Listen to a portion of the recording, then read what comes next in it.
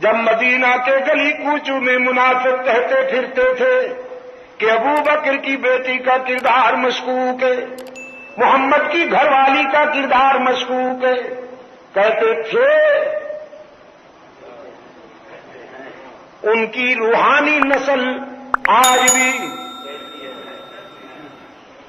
جو خود خاندانی مشکوک النسل ہے وہ آج بھی سیدہ عائشہ رضی اللہ عنہا کے متعلق یہی خیال رکھتے ہیں۔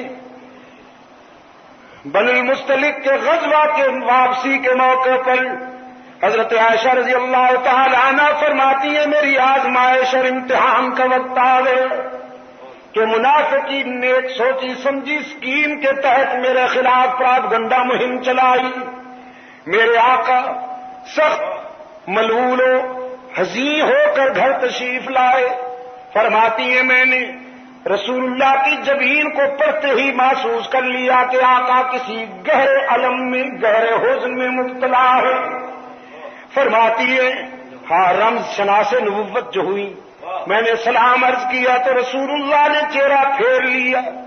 حضرت عائشہ دوڑتی ہوئی اس طرف آ گئی جس طرف حضور نے چہرہ پھیرا تھا، پھر رہی طلب نگاہوں سے آقا کی طرف دیکھتے ہوئے سلام عرض کیا تو حضور نے انتہائی غم و حزن کی کیفیت میں چہرہ دوسری طرف پھیر لیا۔ سیدہ عائشہ فرماتی ہیں میری سمجھ میں نہیں آ رہا تھا کیا معاملہ ہے، تو پھر رسول اللہ صلی اللہ علیہ وسلم کی خاموش نگاہوں نے مجھے بہت کچھ سمجھا دیا اور میں نے اپنے آقا سے اجازت چاہی، اگر آپ اجازت دیں تو اپنے ابا کے گھر چلی جاؤں۔ فرماتی ہیں خیال تھا کہ وہاں جا کے معلوم کروں گی کیا صورتحال ہے، میرے آقا کیوں محزون اور پریشان ہیں۔ حضور اکرم صلی اللہ علیہ وسلم نے سکوت اختیار فرمایا۔ صدیقہ سمجھ گئی کہ اجازت ہو گئی، گھر تشریف لاتی ہے، لیکن فرماتی ہے یہاں آتے ہی میں نے منظر دیکھا کہ ابا جان بھی قرآن کریم کی تلاوت کرتے ہوئے اشک بہا رہی اور ماں تو رو رو کر نڈھال ہو چکی ہے۔ میں نے باپ سے بھی پوچھا، ماں سے بھی پوچھا کہ میرے آقا کیوں محزون ہیں، وہ بولے تو کچھ نہیں لیکن برستی ہوئی آنکھوں سے بتا دیا کہ ہم کب خوش ہیں، لیکن صورتحال کا پتہ نہ چلا۔ فرماتی ہیں پھر مجھے ام مستہ کی زبانی صحیح صورتحال معلوم ہوئی کہ منافقین نے میرے خلاف انتہائی گھناؤنا الزام لگایا ہے۔ تو حضرت عائشہ فرماتی ہیں فرط احساس میں میں حدت میں مبتلا ہو گئی، مجھے بخار ہو گیا، مصلی اٹھا کر گھر کے اس حصہ میں تشریف لے جانے لگی جس حصہ میں مکمل تنہائی اور خاموشی تھی۔ والدہ نے اپنی بیٹی کو گھر کے کونے کی طرف جاتا دیکھا تو گھبرا کے اٹھی کہ کہیں بیٹی میری اپنی جان نہ لے لے، کوئی سنگین فیصلہ نہ کر ڈالے۔ غمزدہ ماں نے حضرت عائشہ سے پوچھا بیٹی کہاں جاتی ہو؟ صدیقہ کائنات نے فرمایا بیٹی اماں جان آپ آرام سے بیٹھے رہیے، ہائی کورٹ ناراض ہو گیا ہے، میں ذرا سپریم کورٹ کا دروازہ کھٹکھٹانے جا رہی ہوں، میں اس کے در پہ اپیل کرنے جا رہی ہوں جہاں کسی کی اپیل رائے گاہ نہیں جاتی۔ فرماتی ہے مصلی بچھا کر سر بسجود ہو گئی اور رب العالمین کے حضور آنسو کی برسات میں التجا کی۔ او مظلوموں کے دستگیر، او مجبوروں کے مشکل کشا، او کمزوروں کا ساتھ دینے والے داتا،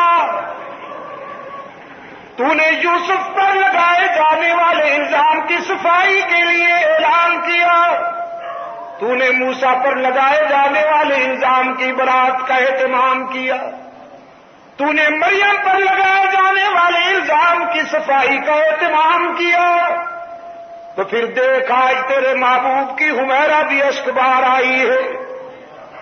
آج میں بھی روتی ہوئی تیرے در پہ حاضر ہوں اور اس وقت تک سر نہیں اٹھاؤں گی جب تک میرے الزام کی برات کا اعلان نہ ہو جائے گا۔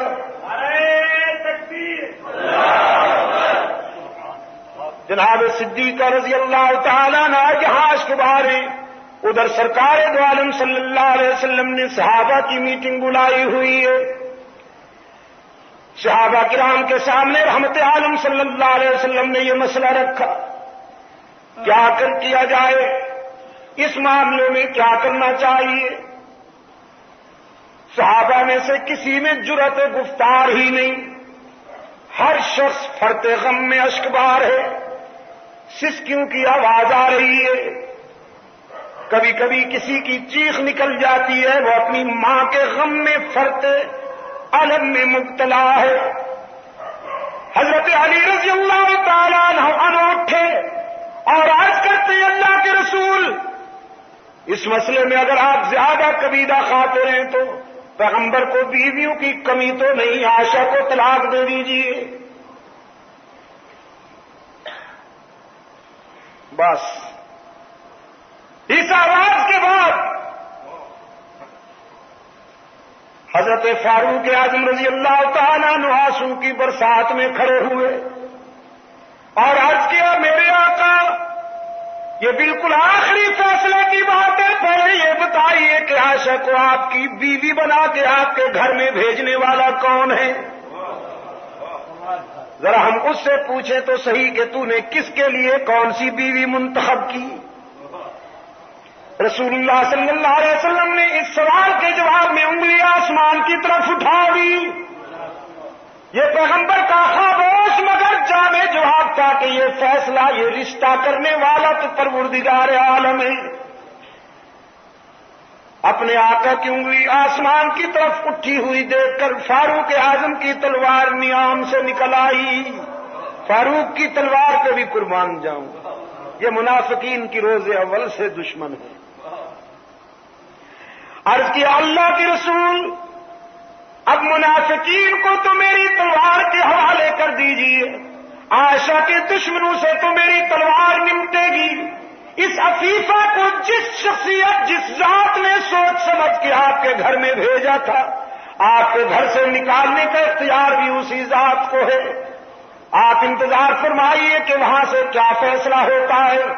رسول اللہ صلی اللہ علیہ وسلم نے فرمایا جزاک اللہ ابن خطاب، تو نے تو میرے دل کی ساری گرانی دور کر دی، اب میں بھی اسی کے فیصلے کا منتظر ہوں، تم بھی اسی کے فیصلے کا انتظار کرو۔ میٹنگ برخاست ہو گئی اور رحمت عالم صلی اللہ علیہ وسلم یہاں سے اٹھ کر سیدھے خانوادہ صدیقی میں آئے۔ ہمارے دروازے پر ہمیں کیوں چھیڑتے ہو؟ رسول اکرم صلی اللہ علیہ وسلم نے فرمایا ابو بکر کے گھرانے والوں دروازہ کھولو نا، تمہارے دروازے پر آسمان رسالت کا سراج منیر آیا ہے۔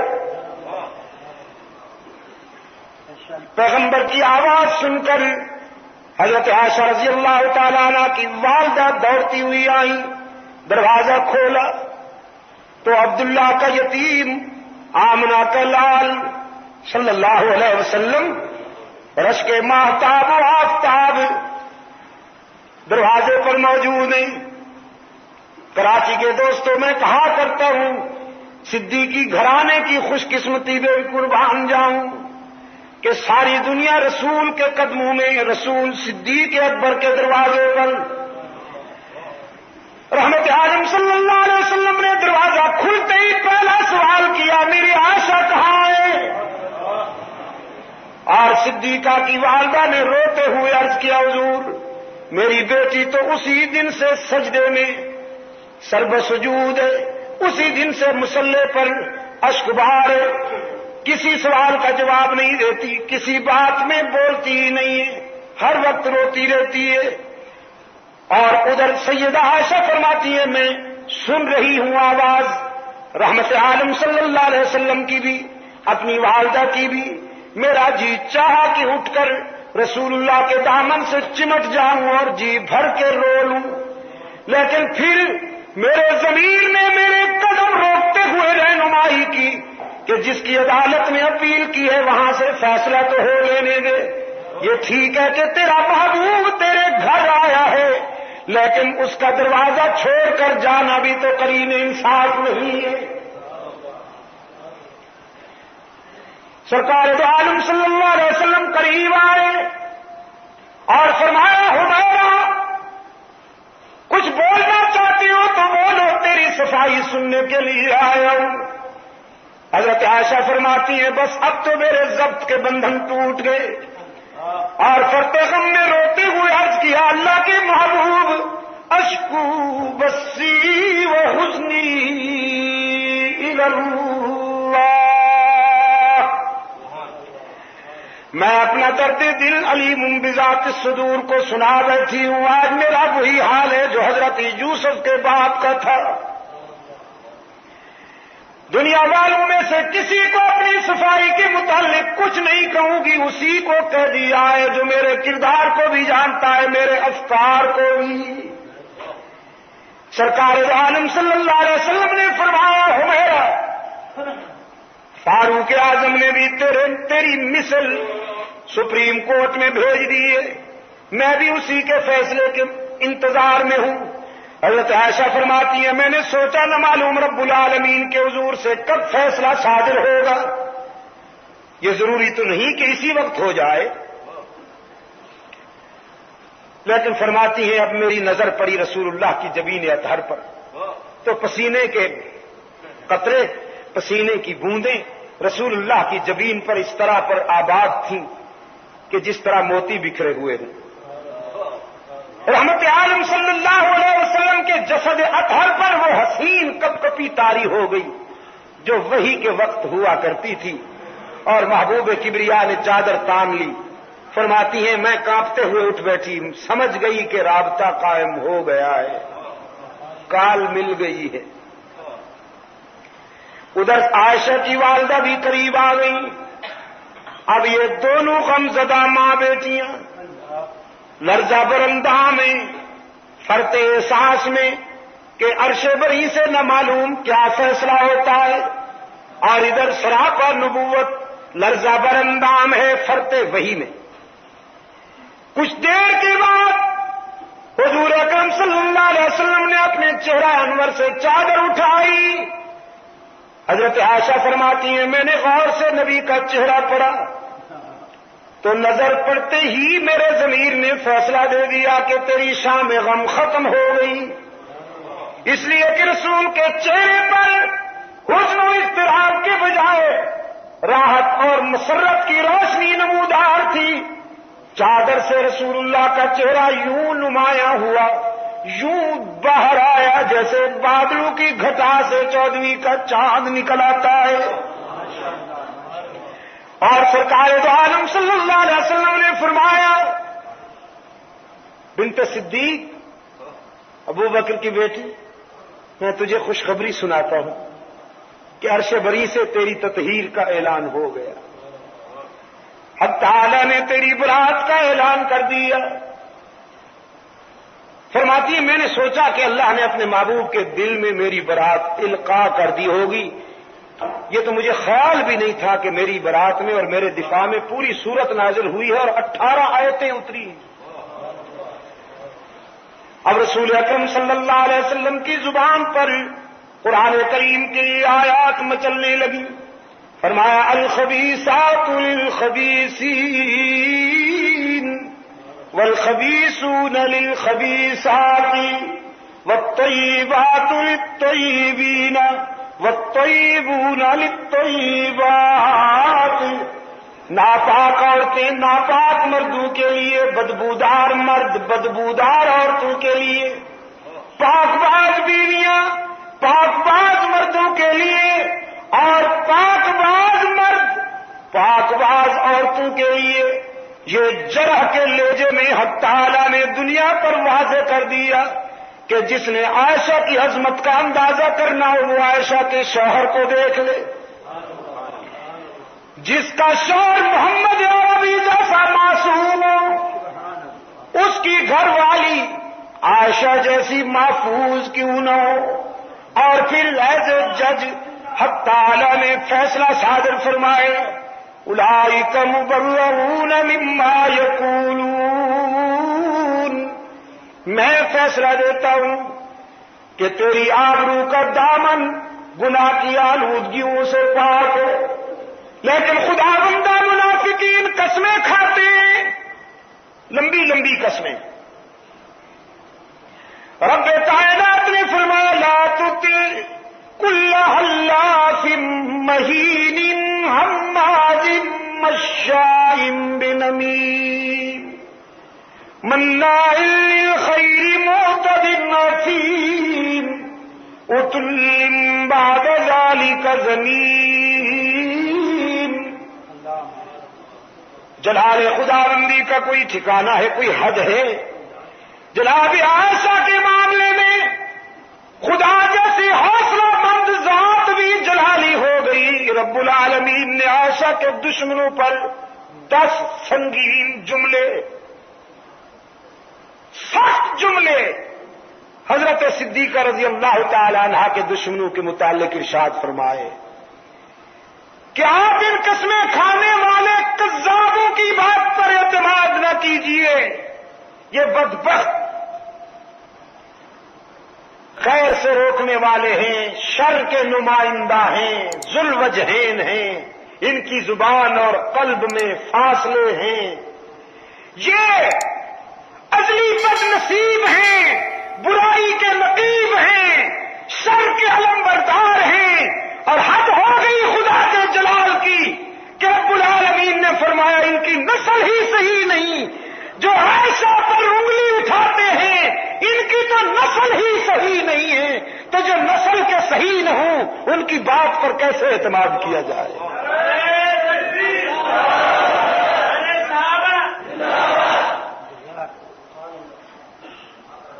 جناب صدیقہ کی والدہ نے عرض کیا بیٹی اپنے شوہر کا شکریہ ادا کرو۔ حضرت عائشہ فرماتی ہے پتہ نہیں آج مجھے کیا ہو گیا، میں نے ماں سے کہا ان کا شکریہ ادا کروں جن کے گھر سے روتی ہوئی آئی تھی، اب مجھے اس کا شکریہ ادا کر لینے دے جس نے میرے آنسو اپنے دامن رحمت سے پوچھ لیے۔ سجدے میں چلی گئی اور عرض کیا میرے معبود میری برات کا اعلان تو ہو گیا لیکن اتنی راتیں روتی رہی ہوں، کچھ آنسو کا معاوضہ بھی تو ملنا چاہیے نا۔ حق تعالی نے فرمایا اولئک مبرؤون مما یقولون لهم مغفرۃ ورزق کریم۔ صرف عائشہ کے لیے ہی نہیں بلکہ صدیقہ کے اس علم میں مبتلا ہر آنکھ کے لیے جو آنکھ بھی عائشہ کے اس غم میں اشک بہار ہوئی، رب العالمین نے فرمایا میں نے ان کے لیے بہترین رزق تیار کیا۔ حق تعالی نے فرمایا حمیرہ میرے محبوب کی رفیقہ حیات، منافقین تجھے پیغمبر کے قدموں سے جدا کرنا چاہتے ہیں، وہ نبوت و صداقت میں افتراق پیدا کرنا چاہتے ہیں، وہ نبی و صدیق میں رفت پیدا کرنا چاہتے ہیں۔ ہاں اس کردار کشی کی جو مہم ہے نا، اس کا مقصد یہ تھا کہ کسی طرح نبی و صدیق کے مابین رفت ہو جائے، لیکن رب العالمین نے فرمایا عائشہ قیامت تک تجھ سے محمد جدا نہیں ہوگا، جب اس دنیا سے رخصت ہوگا تو تیری گود سے روانہ ہوگا، پھر تیرے حجرے میں دائمی بسیرا کر لے گا، اور جب حشر میں رسول اللہ اٹھیں گے تو تو اپنے آقا کی انگلی پکڑ کر حشر میں اٹھے۔ میرے عزیز دوستو اس انفرادیت میں بھی جناب صدیقہ کا کوئی ہمسر نہیں ہے قیامت تک، کہ جب اس کے کردار پر منافقین انگلی اٹھاتے ہیں تو اس کے دفاع میں قرآن بولتا ہے، قرآن کہ تیری پاکیزگی پر نطق فطرت نے شہادت دی، تیری پاکیزگی پر نطق فطرت نے شہادت دی، تجھے عظمت عطا کی، عافیت بخشی، فضیلت دی، خدائے لم یزل کا بارہا تجھ پر سلام آیا، مبارک ہے وہ لب جن پر ادب سے تیرا نام آیا، اور رسول اللہ نے رکھا ہے صدیق کا لقب تیرا، رسول اللہ نے رکھا ہے صدیق کا لقب تیرا، فقط فرشی نہیں عرشی بھی کرتے ہیں ادب تیرا، اور شرف تیرے دوپٹے نے یہ جنگ بدر میں پایا۔ غزوہ بدر میں جب اسلامی عسکر کا علمبردار حضرت مصعب بن عمیر شدید گھائل ہو کر گر گئے اور پرچم اسلامی بھی گر گیا، تو رضاکاروں نے اپنے آقا کے حضور عرض کیا کہ اللہ کے رسول پرچم بھی گم ہو گیا ہے، علمبردار بھی زخمی ہو گیا ہے، تو اب فرمائیے کس کپڑے کو اسلام کا پرچم بنا کے بلند کیا جائے اور کون اس پرچم کو اٹھائے؟ تو حبیب کبریا صلی اللہ علیہ وسلم خیمے میں تشریف لے گئے۔ تھوڑی دیر کے بعد حضرت عائشہ کی چادر اوڑھنی اور دوپٹہ لائے، فرمایا علی کہاں ہے؟ حضرت علی رضی اللہ تعالیٰ عنہ نے عرض کی اللہ کے رسول حاضر ہوں فرمائیے، اور رحمت عالم صلی اللہ علیہ وسلم نے فرمایا آج کے اس تاریخی مارکے میں، بدر کے اس مارکے میں اب عائشہ کا دوپٹہ اسلام کا پرچم بنے گا، اور اس پرچم کو علی کے ہاتھ بلند کریں گے تاکہ قیامت تک یہ بات واضح ہو جائے کہ عائشہ اور علی میں کوئی فرق نہیں۔ اسی نسبت سے بدر کا غزوہ بھی 17 رمضان کو ہوا، اور حضرت عائشہ کی وفات بھی 17 رمضان کو ہوئی، اور ایک روایت کے مطابق حضرت علی کی شہادت بھی 17 رمضان کو ہوئی۔ شرف تیرے دوپٹے نے یہ جنگ بدر میں پایا کہ اسے پرچم بنا کر رحمت عالم نے لہرایا۔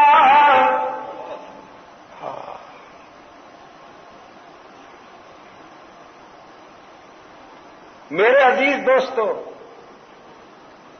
خداوند عالم سے التجا کرتا ہوں کہ حشر میں اللہ مجھے یہ سعادت عطا کر دے کہ میں صدیقہ کائنات کے سامنے یہی عرض کروں کہ تیرا حجرہ امین خاص ہے ذات رسالت کا،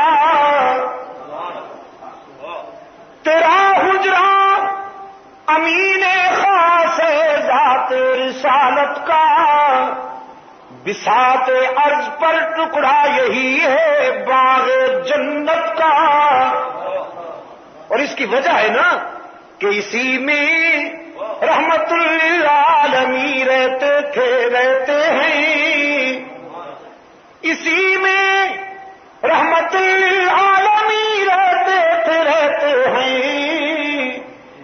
تیرا حجرہ ہے جس کو گنبد خضرا بھی کہتے ہیں، اور اسی سے حشر کے دن سرور کونین اٹھیں گے، مگر تنہا نہیں اٹھیں گے، ماں شیخین اٹھیں گے۔ شفاعت کی تیرے رحمت قدا سے ابتدا ہوگی، اسی پر امتوں کی مغفرت کی انتہا ہوگی۔ قیامت تک صدیقہ کی اس انفرادیت میں کوئی اور ہمسر نہیں ہو سکتا۔